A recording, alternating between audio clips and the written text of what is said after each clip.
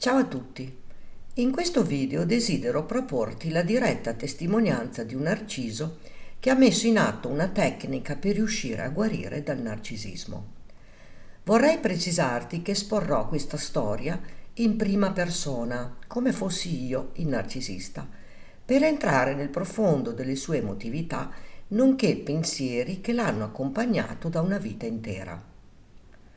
Sin da piccolo vivevo un disagio interiore e non capivo cosa potesse essere.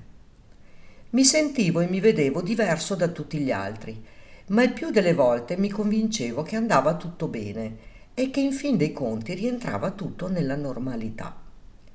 Ma andando avanti con gli anni il mio disagio aumentava e arrivavo al punto di non riuscire più a gestirlo.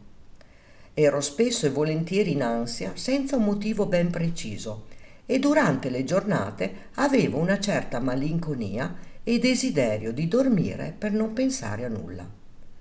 Finché un bel giorno ammisi a me stesso che probabilmente avevo un problema, ma ancora non comprendevo cosa potesse essere.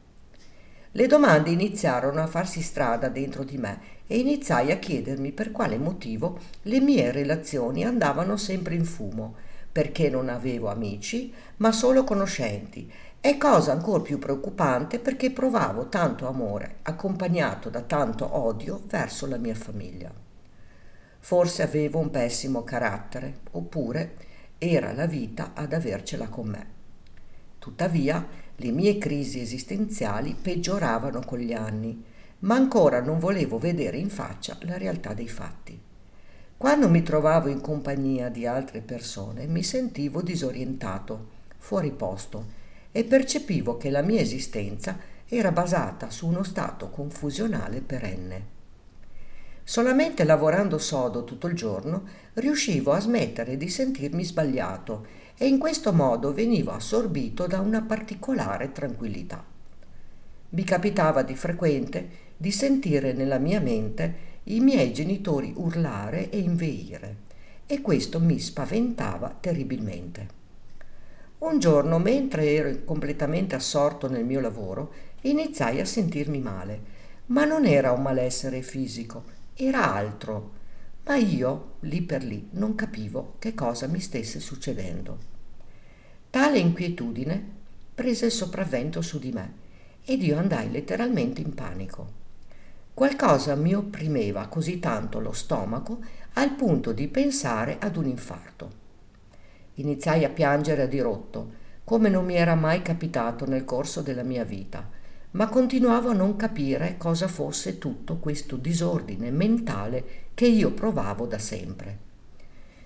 Decisi di affrontare la mia famiglia, ponendo ai miei genitori e a mio fratello diverse domande scomode. Ovviamente non ebbi alcuna soddisfazione o risposta in merito al mio passato. Ma ecco giungermi una specie di illuminazione interiore. Ero arrivato al punto di sentirmi appagato raccogliendo soltanto piccoli frammenti di amore, quell'amore che io avevo rinunciato sin da piccolo. Mi convinsi che dovevo approfondire tutto ciò, anche a costo di autodistruggermi. Ma una cosa mi era chiara, non potevo, non volevo e non riuscivo più ad andare avanti in questo modo. Ma ecco giungermi una potente intuizione. Compresi che il mio vuoto interiore non era originato dal mondo, ma da me stesso. Cosa fare a questo punto della mia vita? Se tentavo di guardarmi dentro rischiavo di suicidarmi, ma se non lo facevo rimanevo comunque una persona morta. Mi misi d'impegno e ogni giorno mi mettevo in discussione come fossi dinanzi a uno specchio. Andavo avanti analizzando tutti i miei comportamenti anomali e crudeli, cercando di mettermi nei panni delle altre persone.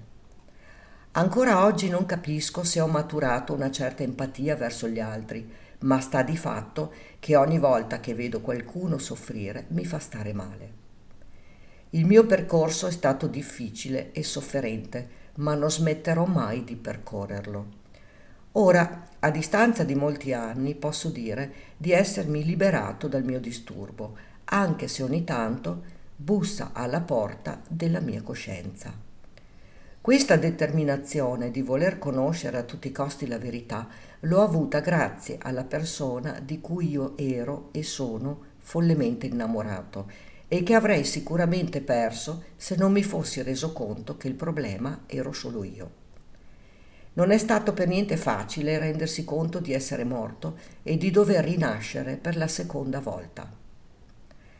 Questo è quanto, e direi che fa riflettere non poco. Per approfondire tale tema puoi visionare il video La testimonianza di un narcisista, dove racconto di un uomo narciso che da qualche tempo sta seguendo un percorso psichiatrico. E tu hai mai sentito parlare di un narcisista che è riuscita a guarire dal suo disturbo? Racconta qui sotto nei commenti. Grazie per avermi seguita.